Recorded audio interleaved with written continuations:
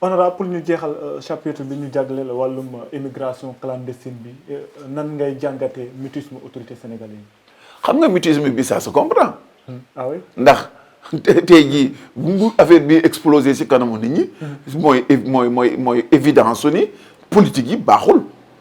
ça remet en cause leur non ça les fait exploser day multiplier par 0 toutes les politiques qui ont été mises en place toutes les politiques parce que c'est effroyable affaire bi gàcce la dafa yéeme est-ce que yow tiim nga gaal boo xamee ni 200 sénégalais yoo xamee ni ki ci gën a mag amul 30 ans yenn saa yi sax ay mineurs nekk si loolu foo ko daan gis mooy dëkk tàkk na boo daan gis yu mel noonu mooy dëkk tàkk na raaf na daw sauve qui peut boo demee di gérer réew depuis 1960 ba tey ji résultante bi mooy sénégalais yi nekk dans le sauve qui peut ça veut dire que ni dafoo dara et pas seulement ñi fi nekk mais toutes les politiques additionnelles de 1960 à maintenant ces situations là ça fait rire mais ça déchire le cœur ça déchire le cœur parce que gisuma lu war a tax une minorité nekk super à l'aise alors que l'écrasante majorité ñu ngi croupir dans les bas-fonds de la pauvreté.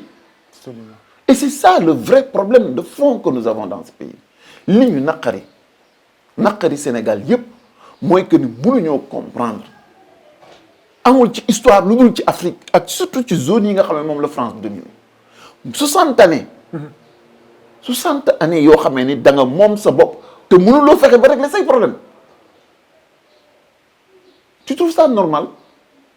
Pas du tout. Non, c'est ça le problème. D'accord. Pourquoi 60 ans ñu nekk ak ñun suñu bopp te mënuñoo tànqale xànc ak moromam mënuñoo lijjanti dara mënuñoo créer dara mënuñoo initiative dara dëkk bi avancé wul teguwul fenn y a pas d'emploi y a rien. Problème système la. Non, mais c'est pire que ça, c'est des problèmes d'hommes. Ce sont les gens qui sont c'est des problèmes d'hommes parce que nit ñi damay delluwaat ci la Serigne Touba wax parce que gis nga suñu problème ñun mooy qu'on a été quelque part un peu hypocrite si choix li ñuy def ci suñu jëmm bopp yi il faut que ñu xam ne du ñu ay tubaab te waruñoo mën a singer tubaab yi il faut que ñu xam ne c'est des sociétés négro-africaines. D'accord. Et pour la plupart des sociétés croyantes. D'accord. Il faut que les valeurs yi nga xam ne moo nekk les soubassements de la société du suivre doomu aadama bi du berceau à la tombe il faut que ces valeurs là dugg ci li nga xamee ni mooy l'espace politique. D'accord. Parce que li ñuy def politique du sax la politique occidentale c'est la politique coloniale française moom la gars yi yor sous des dors de nit ku ñuul yu taxaw bokk ak ñun ay sant mais il se comporte avec ce pays exactement de la même manière que le régime colonial exerçait la prédation sur nos ressources.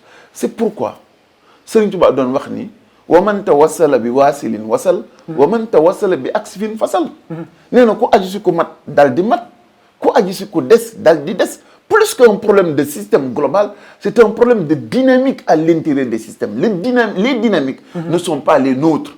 Ce ne sont pas les dynamiques qui sont convergentes avec nos valeurs propres. Donc il faut que l'homo sénégalensis jubóog jikkoy boppam li koy mandargaal te di tax muy ràññeente seen biir ñu jël ko loolu mu habiter l'espace politique moo tax Cheikh Ablaye doon wax naan sàkki pexe yu dagan ngir jariñ sa askan te pour nga mën ko def il faut que nit kookee nekk un homme de bien.